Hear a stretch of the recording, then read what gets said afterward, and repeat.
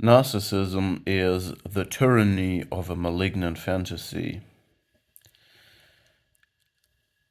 It is the reason why the narcissist is highly territorial and a bully and a coward and avoidant. The reason for all of this is the malignant fantasy. We have to understand that every human being uses a fantasy as a self-concept of who he or she is, even about whether he or she is a he or a she. But this is a different topic.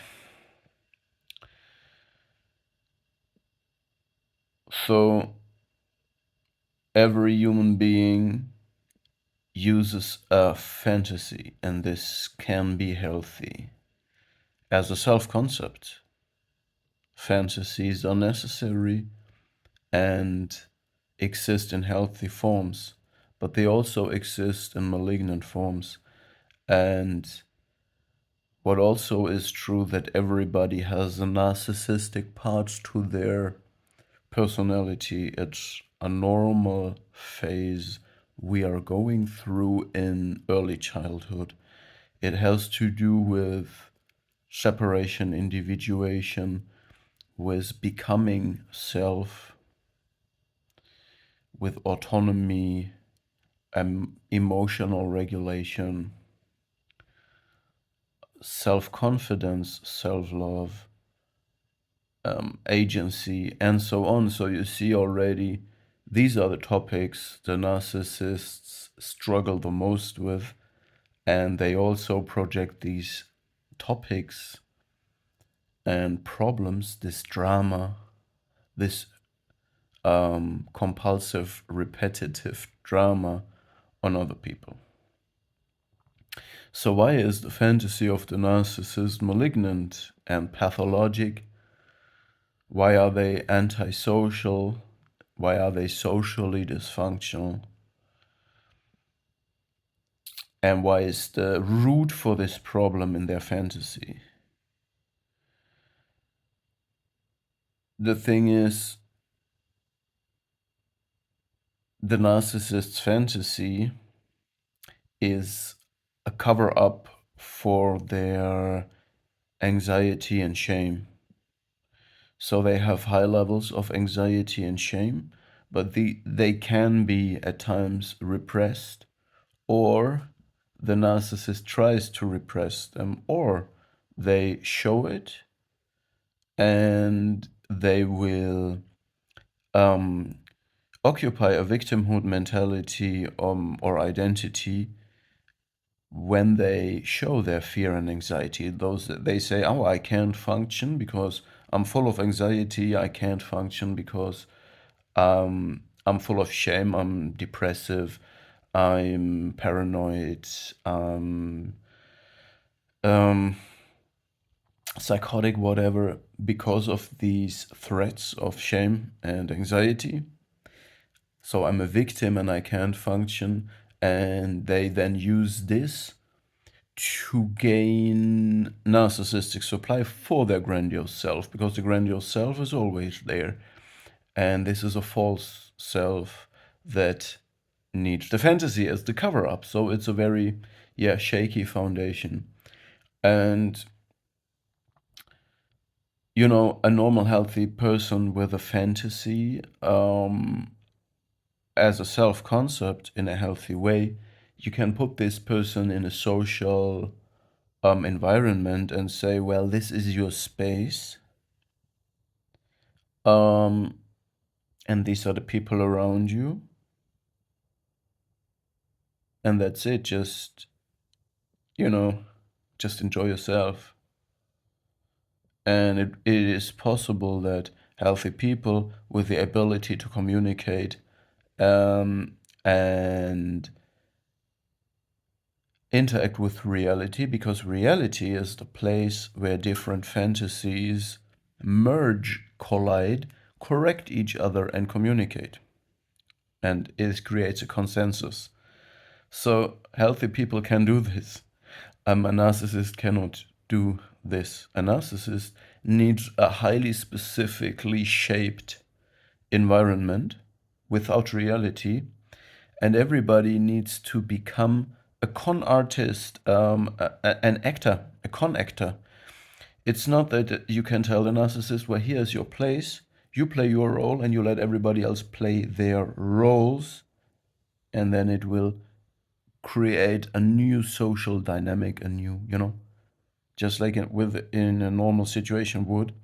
No, the narcissist will have all kinds of problems in a social environment like that because either he's a complete victim of it, so he suffers from the violent domination of everybody around him, or he coerces everybody around him to play and support his false self, grandiose fantasy idea.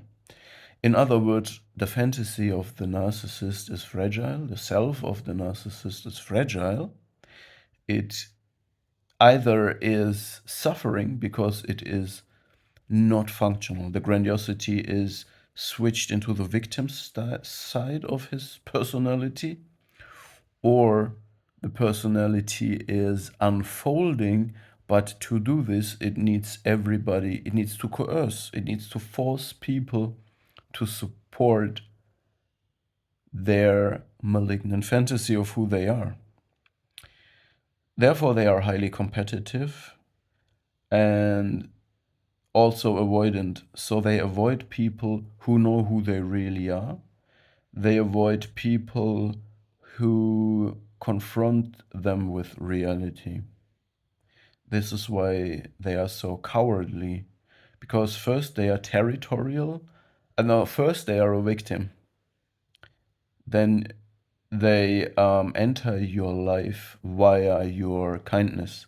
So they make you believe that they are a victim, and then you parent this broken child, the narcissist. So they are a victim. Then they become cowardly because they are cowards, territorial and competitive. And that's when they try to, well, they were suffering. They were a victim when they entered your life because their fantasy was crumbled. Then they spread their stanchy, insane, false wings. That's their fantasy. They create the fantasy space around them slowly. And this means they become competitive, they become territorial, and they start to gaslight you by start acting. They start acting based on their malignant fantasy, and they will not stop with their ever more passive aggressive attempts until they have created that fantasy space they need. So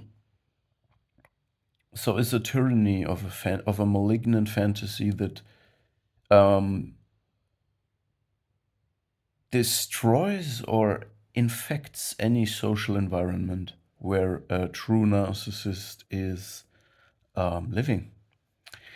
Um, so I said this to double up on my video from yesterday where I said that, in my opinion, there's many ways of therapy. There are many different approaches to it, but in my opinion, the basic idea of therapy is supervised introspection and confronting people. So the therapist should understand the fantasy concept of a person and understand which part of the fantasy is healthy and benevolent for the person and society, which should be the same, should be aligned in some way. Not in the case of the narcissist. The narcissist is never good for society. Um, Even though they can contribute a lot, yes, but it does not take good ends, and it's always a, a highly um, how's the word, transactional. It's always transactional, and the narcissist is making good deals, so they always win in some way. In other words, they are parasitic. Okay, so this is why they are not good at the end of the day. So, and by the way, they always try to create this picture of them, of some of them try to look pro-social, some of them try to look like, yeah, the communal narcissist, the pro-social narcissist. Um, they try to outsource their antisocial and passive aggressive and pathological behavior via yeah, by mirroring, or by, you know, they, behind closed doors, behind the curtain, they can sometimes show their true self and their masks slip, and they do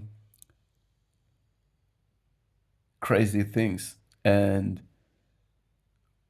then at some point, when the victim, the person that they extracted supply from, wants to make them accountable, they become completely avoidant of any responsibility, accountability for their behavior.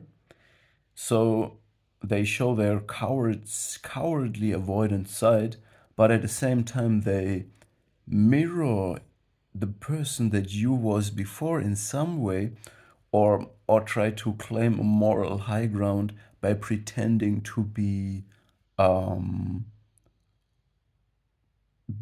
yeah, angels. You know, they are innocent. They are innocent. They did nothing wrong, and they try to project their pro-social picture. You know, I'm just doing it because the person said this, and they yeah, draw this picture of themselves, while in reality it's fragile, a fragile self that needed to create this very rigid cult-like environment where everybody is submitted or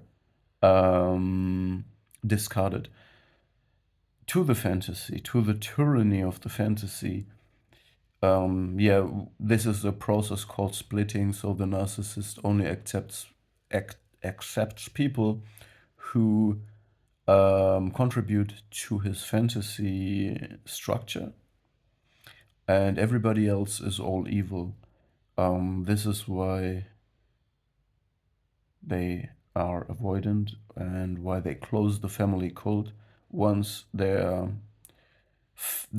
truth has already leaked. They then close it to conceal it, to conceal the core of the shared fantasy, to cover up the family secret that lies deep, deep down back in many traumatic experiences in childhood, and to cover up the fact that these are false selves, fragile egos on the top of the narcissistic family cult, um, making selfish decisions that are only there and only serve one person, the cult of one.